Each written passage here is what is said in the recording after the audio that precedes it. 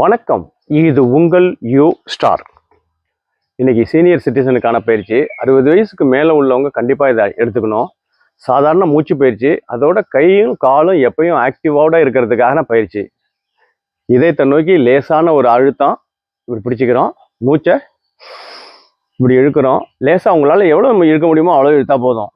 பாருங்க, அப்படியே அந்த காற்றை வாய் வழியாக விடுங்க.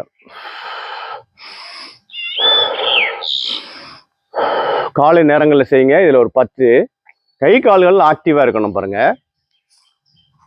இது உட்கார்ந்த நிலையிலே செய்யலாம். ஒரு 10 போடுங்க, தொடர்ச்சியாக போடுங்க.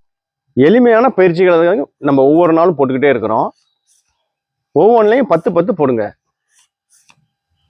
உட்கார்ந்த நிலையிலேயே முதுவை மட்டும் நேராக வச்சுக்கோங்க.